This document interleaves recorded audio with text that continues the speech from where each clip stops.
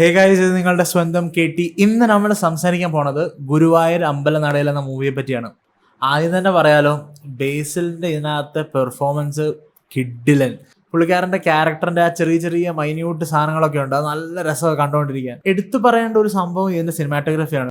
അത് ചെയ്തിരിക്കുന്നത് രവി നീരജ് എന്നാണ്. നല്ല അടിപൊളിയായിട്ടുണ്ട്. പുള്ളിക്കാരന്റെ ചില ആംഗിളൊക്കെ ഉണ്ട്. എന്ന് വെച്ചാൽ നമ്മള് ഈ അടി തുടങ്ങുന്നതിന് മുമ്പ് അല്ലെങ്കിൽ നമ്മൾ അങ്ങോട്ടും ഇങ്ങോട്ടും നോക്കുന്നതിന്റെ ഇങ്ങനെ നടന്നു പോകുമ്പോൾ അപ്പുറത്തോട്ട് നോക്കുമ്പോൾ അപ്പുറത്താൾ ഇങ്ങോട്ട് നോക്കുന്ന അങ്ങനത്തെ കുറച്ച് ഷോട്ടുകളൊക്കെ ഉണ്ടല്ലോ, അത് കറക്റ്റ് സെറ്റ് ചെയ്ത് വെച്ചിരിക്കുന്നത്. നമ്മളെ ആ ഒരു സിറ്റുവേഷനിൽ ശരിക്കും അത് ഇൻവോൾവ് ചെയ്യിപ്പിക്കുന്നുണ്ട്. ഈ ചില ക്ലാഷ് ഒക്കെ നടക്കുമ്പോൾ അല്ലെങ്കിൽ ചില ക്ലോസപ്പ് ഒക്കെ കാണിക്കുമ്പോൾ നമ്മൾ ശരിക്കും ആ ഒരു സിറ്റുവേഷനിലുള്ള ഒരു ഫീൽ നമുക്ക് ആ ഒരു ഷോട്ടിൽ നിന്നൊക്കെ നമുക്ക് ശരിക്കും കിട്ടും. ആ പൃഥ്വിരാജ് ബേസിൽ നോക്കി അങ്ങോട്ട് നടക്കുന്നതാണെങ്കിലും പിന്നെ ബേസിൽ ഇങ്ങനെ നോക്കുമ്പോൾ അങ്ങനത്തെ കുറച്ച് അങ്ങോട്ടും ഇങ്ങോട്ടും നോക്കുന്ന ഷോട്ടുകൾ, അങ്ങനത്തെ ഷോട്ടിനൊക്കെ കിട്ടിയ റെസ്പോൺസ് ഉണ്ടല്ലോ ഭയങ്കര.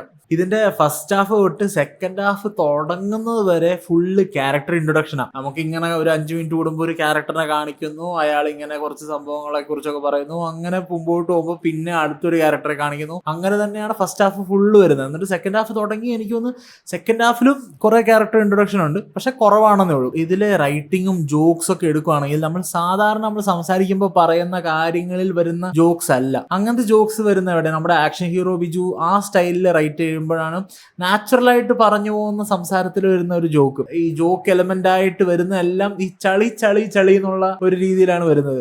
ഒരുപാട് ചിരിക്കാനുണ്ട്. ബേസിലിന്റെ ഈ ആക്ഷൻസ് കണ്ടു തന്നെ പുള്ളിക്കാരന്റെ ചിരി തന്നെ ഒരു കോളിംഗ് ബെല്ല് പോലത്തെ ഒരു ചിരിയാണ്. അതിനകത്ത് കുറെ സ്ഥലത്ത് അങ്ങനത്തെ ചിരി ഇട്ട് നിറച്ചിട്ടുണ്ട്. അതിന്റെ ഒരു ഡിസഡ്വാൻറ്റേജ് എന്ന് പറഞ്ഞു കഴിഞ്ഞാൽ നമുക്ക് ആ ഫസ്റ്റ് ഹാഫ് ആകുമ്പോൾ തന്നെ അങ്ങനത്തെ ഒരു സ്റ്റൈല് ജോക്ക് ആയതുകൊണ്ട് കുറച്ച് സാച്ചുറേഷൻ എത്തുന്ന പോലെ തോന്നും. ഫസ്റ്റ് ഹാഫിൽ തന്നെ അത് ഇങ്ങനെ ഒരുപാട് സ്ഥലങ്ങളിൽ ഇങ്ങനെ ഇട്ടിട്ട് വരുമ്പോൾ ഫസ്റ്റ് ഹാഫ് തീരുമ്പോൾ തന്നെ നമ്മളിങ്ങനെ കുറച്ചും കൂടെ ഒന്ന് മാറ്റി പിടിച്ചെന്തെങ്കിലും ഒന്ന് പ്രതീക്ഷിക്കാം, വേറെ രീതിയിലുള്ള കുറച്ച് കോമഡി കിട്ടിയാൽ കൊള്ളാമെന്നുണ്ട്. എല്ലാം ഒരേ സ്റ്റൈലിലാണ് നമുക്ക് ഇട്ട് തരുന്നത് ആ ജോക്ക്. പൃഥ്വിരാജിന്റെ അളിയൻ ക്യാരക്ടർ ഉണ്ടല്ലോ, അത് എന്താണെന്നറിയത്തില്ല, പുള്ളിക്കാരന്റെ ക്യാരക്ടറിന്റെ ട്രെയിറ്റ് ആണോ അതോ പുള്ളിക്കാരന്റെ അഭിനയം കൊണ്ടാണോ? നമ്മള് ട്രെയിലറിലാണല്ലോ പുള്ളിക്കാരൻ കുറച്ച് പിടിച്ചാണ് ഇങ്ങനെ എന്ന് പറഞ്ഞിട്ട് അങ്ങനെയൊക്കെ കുറെ സാധനങ്ങളുണ്ട്. കുറച്ച് അൺനാച്ചുറൽ ആയിട്ട് തോന്നും, പക്ഷെ അത് ആ ഒരു ഫ്ലോയില് പുള്ളിക്കാരന്റെ ക്യാരക്ടർ ആണെന്ന് വിശ്വസിച്ച് കഴിഞ്ഞാൽ അത് ഓക്കെ ആയിട്ട് ത്രൂ ഔട്ട്. പക്ഷെ അതൊരു എക്സാജറേറ്റഡ് ആയിട്ടുള്ളൊരു ഇമോഷൻ ആയിട്ട് അങ്ങ് കണക്കൂട്ടിയാൽ മതി. അല്ലാത്ത സ്ഥലങ്ങൾ ഈ കോമ്പിനേഷൻ അല്ലാണ്ടുള്ള ഒരു ക്യാരക്ടർ ഉണ്ട്. ഈ പൃഥ്വിരാജിന്റെ ക്യാരക്ടർ ബേസിലിന്റെ ക്യാരക്ടറായിട്ടുള്ള കോമ്പിനേഷൻ അല്ലാണ്ടുള്ള സ്ഥലത്ത് പുള്ളിക്കാരൻ കുറച്ച് ചൂടനായിട്ടുള്ള പെട്ടെന്ന് ദേഷ്യം വരുന്ന ഒരു തരം ക്യാരക്ടറാണ്. അപ്പോൾ നമ്മള് പൃഥ്വിരാജിന്റെ മാസ് ഫേസും ആ ഒരു ഇങ്ങനെ ഒരു പിരികം പൊക്കി നടന്ന് ആ ഒരു സാധനം ഉണ്ടല്ലോ, അതാണ് ബാക്കിയുള്ളിടത്തല്ല. പക്ഷെ ഈ കോമ്പിനേഷൻ വരുന്നിടത്ത് പുള്ളിക്കാരൻ കുറച്ച് എക്സാജറേറ്റ് ചെയ്തിട്ട് ഇങ്ങനെ ഒരു ആട്ടോ ഒക്കെ പിടിച്ചിട്ടാണ് ഓരോ കാര്യങ്ങൾ അവതരിപ്പിക്കുന്നതിൽ. ഞാൻ ഓർക്കുന്നത് ശരിയാണെങ്കിൽ ഇതിന്റെ ടൈറ്റിൽ കാണിക്കുന്നതിന് മുമ്പ് വരെയുള്ള ഒരു സീക്വൻസ് ഉണ്ട്. കുറച്ച് കാര്യങ്ങളെ നമ്മളെ കാണിച്ച് സർപ്രൈസ് തന്ന് പിടിച്ചിരുത്താൻ വേണ്ടി ഇട്ടിരിക്കുന്ന കുറെ സാധനങ്ങളുണ്ട്. ആ സംഭവങ്ങളും പിന്നെ ഈ സിനിമയുടെ അവസാനത്തെ ഗുരുവായൂരിൽ നടക്കുന്ന കല്യാണത്തിന്റെ ആ സെറ്റപ്പും പരിപാടികളും ആ സമയത്ത് നടക്കുന്ന ഒരു എൻറ്റയർ ഒരു വലിയൊരു സീക്വൻസ് ഉണ്ട്. അങ്ങോട്ടും ഇങ്ങോട്ടും ഉള്ള ഒരു ബഹളവും ചാട്ടവും ഓട്ടവും പിടുത്തവും ഒക്കെ ഉള്ള ഒരു സംഭവം. ഈ 2 സീക്വൻസ് ആണ് എനിക്ക് ശരിക്കും ഇഷ്ടപ്പെട്ട ഈ സിനിമയിൽ. അതിന്റെ ഫ്ലോയും അത് എഡിറ്റ് ചെയ്തിരിക്കുന്ന രീതിയും ആ സമയത്ത് വരുന്ന ബാക്ക്ഗ്രൗണ്ട് മ്യൂസിക്കും ഒക്കെ ശരിക്കും അടിപൊളിയാണ്. ഏറ്റവും അവസാനത്തെ ആ ഒരു സീക്വൻസ് ഞാൻ പറഞ്ഞില്ലേ, ആ സീക്വൻസ് എനിക്ക് കണ്ടപ്പോൾ ശരിക്കും ഓർമ്മ വന്നത് നമ്മുടെ വെട്ടം എന്ന് പറഞ്ഞ ദിലീപിന്റെ പടത്തില് ഈ അത് തന്നെ അല്ലേ പടം, അതിലല്ലേ നമ്മുടെ എല്ലാ ആൾക്കാരും കൂടെ കൊച്ചി ഹനീഫ് എല്ലാരും കൂടെ ഇന്നസെന്റും എല്ലാരും കൂടെ വന്നിട്ടുള്ളൊരു പരിപാടിയൊക്കെ ഉണ്ടല്ലോ, അങ്ങോട്ടും ഇങ്ങോട്ടും തട്ടുന്നു പിടിക്കുന്നു ഓടുന്നു.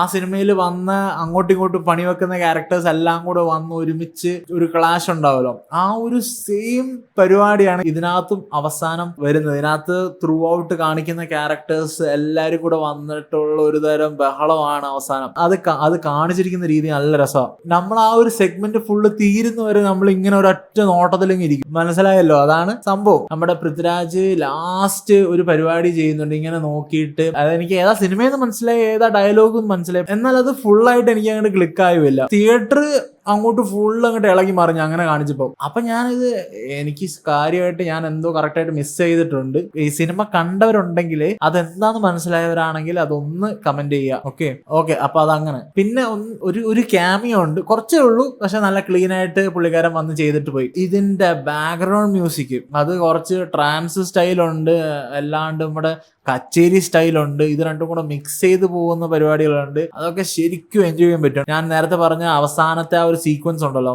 ആ സീക്വൻസിനെ ശരിക്കും ആ ഒരു എക്സ്പീരിയൻസ് എലവേറ്റ് ചെയ്തത് ആ സമയത്തുള്ള ബാക്ക്ഗ്രൗണ്ട് മ്യൂസിക്. ആ ബാക്ക്ഗ്രൗണ്ട് മ്യൂസിക് ഇങ്ങനെ വന്നിട്ട് പിന്നെ ഒരു കച്ചേരി ടോണിലോട്ട് പോവും, അത് പിന്നീട് ഒരു ട്രാൻസ് ടോണിലോട്ട് പോവും, അതിന്റെ ഇടയിൽ ഒരു മിക്സ് ഉണ്ട്. അങ്ങനെ അത് ഞാൻ ശരിക്കും എൻജോയും ചെയ്യുന്നുണ്ട്. അങ്ങനത്തെ കുറെ സംഭവങ്ങളൊക്കെ ഇടുന്ന കാണുമ്പോൾ നമ്മളിങ്ങനെ ഈ ഒരു പരിപാടി കൊള്ളാം എന്നുള്ള ഒരു മൂഡ് വരും. ബാക്ക്ഗ്രൗണ്ട് മ്യൂസിക് നല്ല രസമുണ്ട് ഇതിനകത്ത്. സോങ്സ് ഓക്കെ, പക്ഷെ ബാക്ക്ഗ്രൗണ്ട് മ്യൂസിക് സെറ്റ് സാധനം, ഒന്നും പറയാനില്ല. ബാക്ക്ഗ്രൗണ്ട് മ്യൂസിക് ചെയ്തത് ആരാന്നും കൂടെ ഞാൻ പറയാം. അതിനകത്ത് മ്യൂസിക് ബൈ എന്ന് പറഞ്ഞിരിക്കുന്നത് അങ്കിത് മേനോനാണ്. കുറച്ച് ഓക്വേർഡായിട്ട് തോന്നി എന്താന്ന് വെച്ച് കഴിഞ്ഞാൽ നമ്മുടെ മെയിൻ കാസ്റ്റ് ഉണ്ടല്ലോ, നമ്മുടെ പൃഥ്വിരാജ്, ബേസില്, അനശ്വര രാജൻ, നമ്മുടെ ജഗദീഷ് ചേട്ടൻ, അങ്ങനത്തെ കുറച്ച് മെയിൻ ആൾക്കാരല്ലാണ്ട് എക്സ്ട്രാ സപ്പോർട്ടിങ് ക്യാരക്ടേഴ്സ് ആയിട്ട് വന്നിരിക്കുന്ന കുറച്ച് കാസ്റ്റ് ഉണ്ട്. അതങ്ങോട്ടൊരു മിസ്മാച്ച് ആയ പോലെ അവർ കാണിക്കുന്ന ക്യാരക്ടറും അവരുടെ ആ ഒരു മാനറിസവും ഒന്നും അങ്ങോട്ട് ചേരാണ്ട് എനിക്ക് തോന്നിയത്.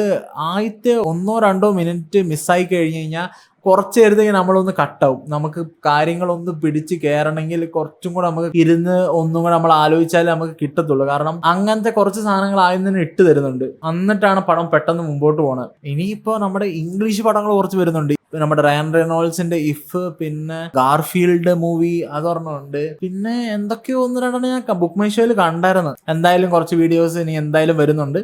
അപ്പൊ ബൈ.